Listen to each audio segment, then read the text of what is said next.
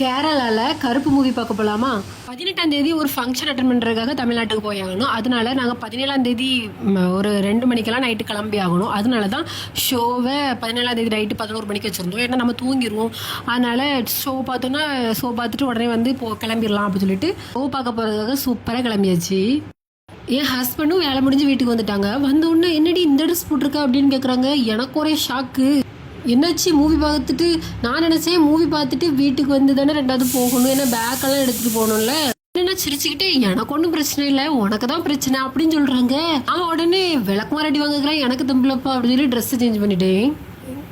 ஏன்னா போகிறது எங்கள் ஊருக்குள்ள எங்கள் அம்மையே நான் வீட்டுக்கு போன உடனே விளக்குமாறு எடுத்து அடித்து விரட்டி விட்ருவா.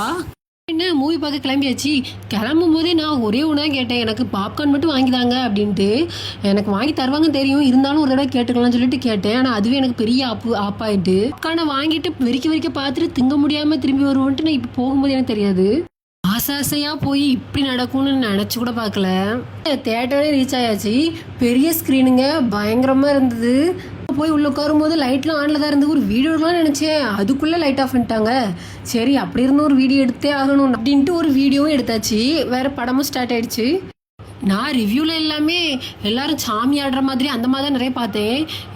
நான் ஆனால் தியேட்டருக்குள்ளே உள்ளே போய் ரியாலிட்டி என்னென்னா உள்ளேருந்து அழுதுகிட்டு தாங்க இருந்தேன். ஏன்னா எனக்கு அந்த ஃபஸ்ட்டு சீன் வந்து ரொம்ப ஒரு மாதிரி இருந்தது. அந்த பொண்ணு வந்து நகையை பிடிட்டு போவாங்கல்ல, அந்த பொண்ணுக்கு ஆப்ரேஷன் பண்ணணும், அந்த நகையை வந்து அந்த கொள்ளடிச்சிட்டு போனவங்க கூட கொடுத்துட்டான். அந்த போலீஸும் கோர்ட்டும் இழுத்தடிச்சதை பார்த்து சத்தியமாக ஒரு மாதிரி வருத்தமாக இருந்தது அதை பார்க்கும்போதே.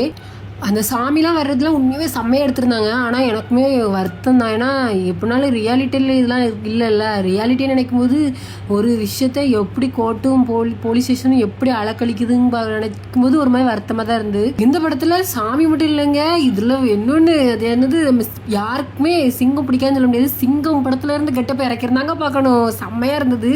மொத்தத்தில் படம் சூப்பராக இருந்துங்க. எல்லாரும் ஒரு தடவை போய் பார்த்துருங்க. ஃபர்ஸ்ட் ஆஃப் முடிஞ்சு பாப்கார்ன் வாங்க போனாங்க. நானும் பாப்கார்ன் வரப்போகுதுன்னு ஆசையில் இருந்தேங்க. இவங்க போய் எப்போவுமே ஒன்று தான் வாங்கிட்டு வருவாங்க. இந்த வாட்டி 2 வாங்கியிருக்காங்க. அவங்களுக்கும் சேர்த்து வாங்கணும்னு 2 வாங்கினாங்க. கடைசியில் என்ன ஆச்சுன்னா, அங்கே போய் எப்போவுமே நாங்கள் சீஸ் தான் வாங்கி சாப்பிடுவோம் பாப்கார்னு.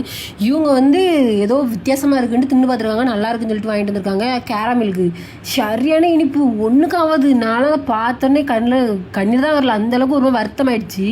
திங்கன்னு ஆசைப்பட்டு இவ்வளோ பெருசாக வாங்கி வச்சுட்டு திங்க முடியாமல் வந்தது அன்னைக்கு தாங்க.